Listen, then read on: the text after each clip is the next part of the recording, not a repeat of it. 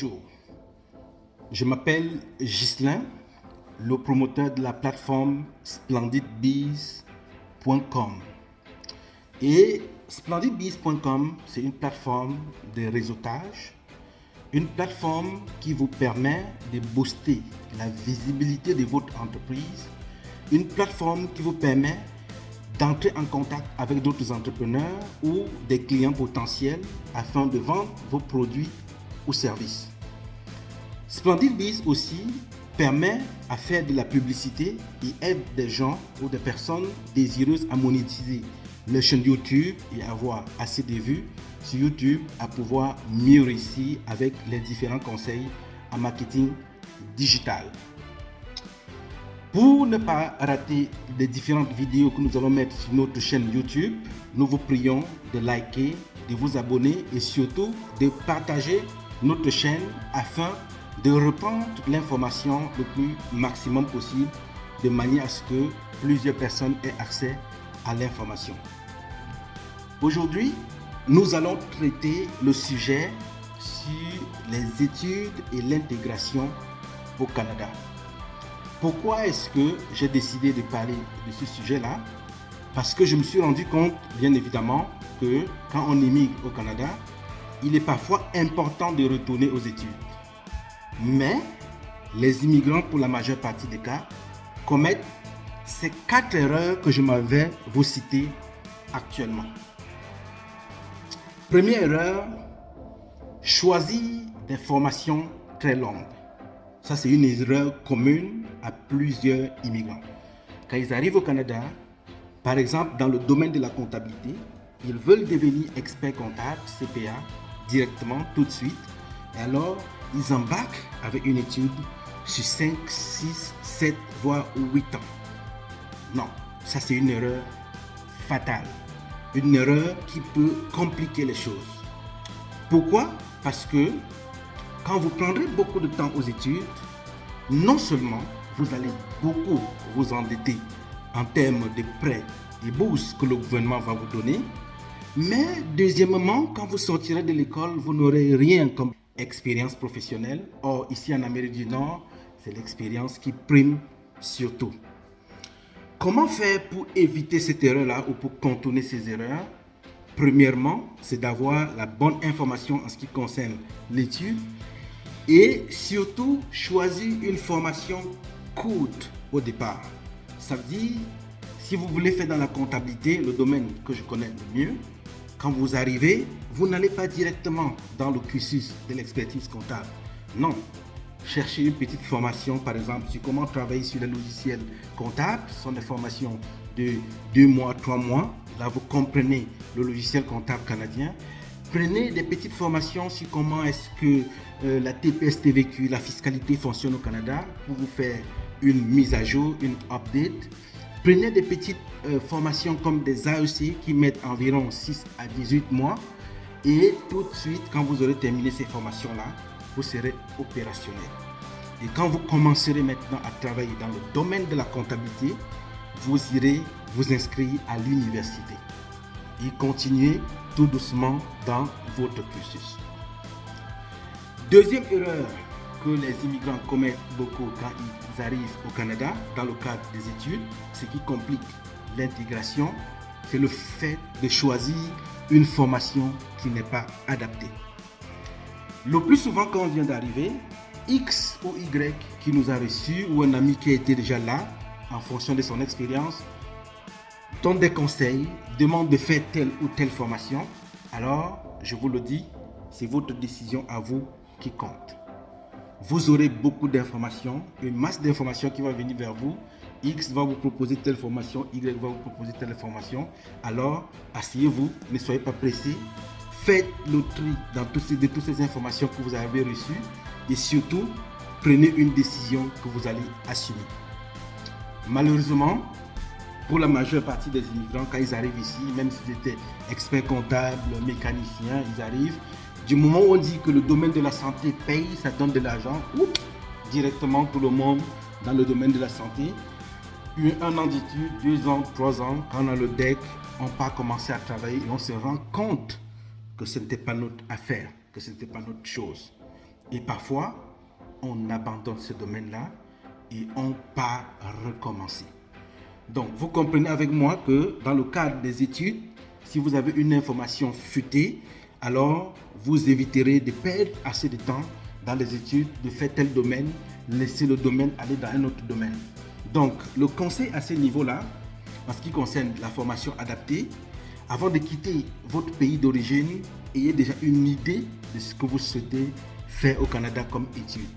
Et quand vous arriverez sur place, vous collecterez les différentes informations que vous recevrez peut-être de part et d'autre de vos amis, ceux qui sont déjà là. Prenez toutes ces informations-là, asseyez-vous, essayez de comparer avec ce que vous aviez en tête quand vous immigrez au Canada et surtout, prenez la bonne décision, une formation adaptée, un domaine dans lequel vous avez le cœur, un domaine dans lequel vous travaillez avec beaucoup de joie, beaucoup de gaieté, parce que le milieu du travail est demandé au niveau du Canada et si vous n'aimez pas ce que vous faites, alors vous risquerez de démissionner d'ici quelques 2, 3, 4 mois quand vous serez recruté. Troisième erreur que les immigrants font quand ils arrivent ici, dans le cadre des études, c'est de choisir des études à temps plein. Ça dépend des expériences de chacun. Mais faire une étude à temps plein quand on arrive ici, au-dessus déjà de 30 ans, c'est quelque chose de compliqué. Faire une étude à temps plein veut dire qu'on se lève le matin, on ne fait que les études. À midi, on ne fait que les études. Le soir, on ne fait que les études. À tout moment, on est dans les études. Alors, qu'est-ce qui se passe? Comme je l'ai dit dans le premier point, c'est qu'on va s'endetter pour manger, on va s'endetter pour payer le loyer, on va s'endetter pour soutenir la famille dans son pays d'origine, on va s'endetter pour tout ce qu'on a à faire. Le résultat des courses, quand on va terminer les études, on va croupir sur le poids de la dette et parfois, on prend n'importe quel job, n'importe quel travail parce qu'il va falloir déjà rembourser les dettes que nous avons. Donc, il faut faire attention sur ce point-là.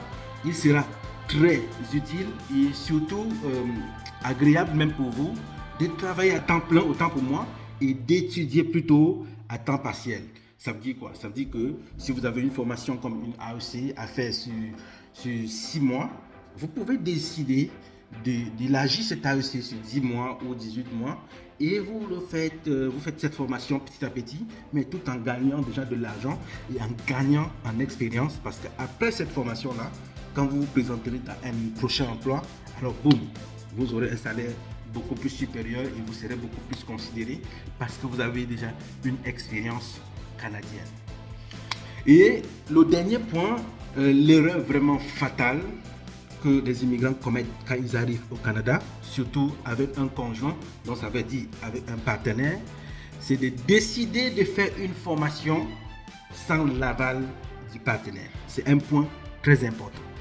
Quand vous arrivez ici, si vous voulez faire n'importe quelle formation, asseyez-vous à deux, mari et femme, essayez d'échanger, de faire vos plans et de recevoir le OK de l'autre.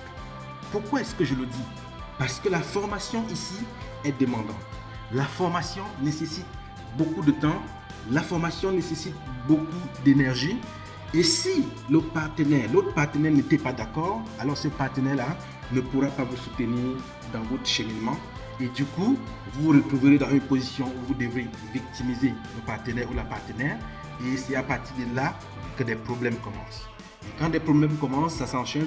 Et malheureusement, on se retrouve dans des situations un peu critiques, des situations de non-retour, des situations qu'on pouvait éviter au départ en échangeant, en dialoguant avec son partenaire, en faisant savoir que je veux faire telle formation, est-ce que tu peux me soutenir?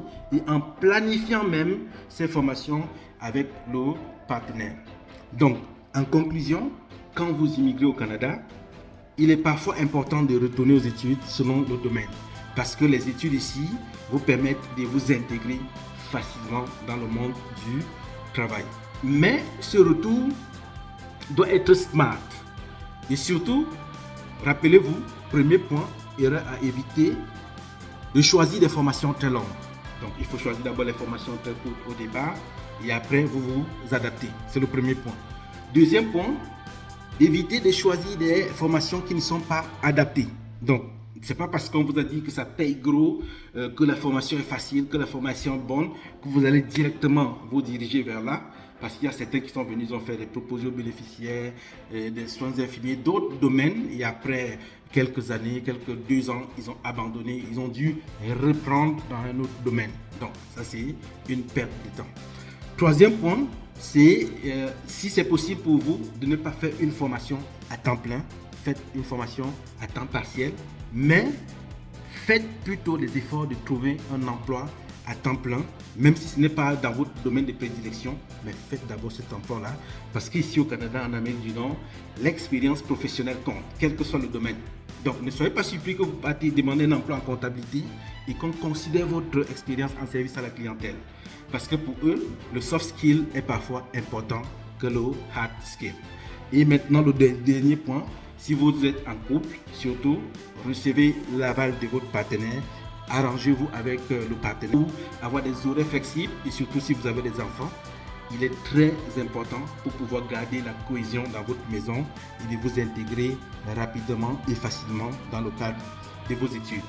N'oubliez pas surtout de vous abonner à notre chaîne Splendid Biz Réseautage, de liker, de partager, de manière à ce que plusieurs personnes ou des personnes qui veulent immigrer au Canada ou des nouveaux immigrants qui sont au Canada ou pourquoi pas des immigrants qui sont là depuis puissent avoir ces conseils-là qui pourront les aider dans leur vie de tous les jours, dans le domaine des études et surtout de pouvoir avancer doucement et dans la bonne direction. Donc, je vous invite à visiter une fois de plus la plateforme splendidbiz.com et sur cette plateforme-là, vous trouverez qu'il y a plusieurs personnes qui peuvent aussi vous faciliter votre intégration dans le cadre des études. Ici, j'ai parlé particulièrement du domaine de la comptabilité parce que c'est le domaine que je connais le mieux. Mais si vous avez besoin de savoir comment vous pouvez vous intégrer de façon douce dans d'autres domaines d'études, vous pouvez toujours nous écrire à contact@splendid.com. Contact sans S, ou vous pouvez écrire à ce numéro de téléphone +1 514 583 0232. Je répète, +1 514 583 0232. C'est le numéro WhatsApp. Alors, je vous attends sur la plateforme Splendid Biz. J'attends que vous puissiez vous abonner sur Splendid Biz Réseautage sur la chaîne YouTube. Une fois de plus, cliquez sur s'abonner et activez la cloche de notification pour ne rater aucune de nos prochaines vidéos. À bientôt.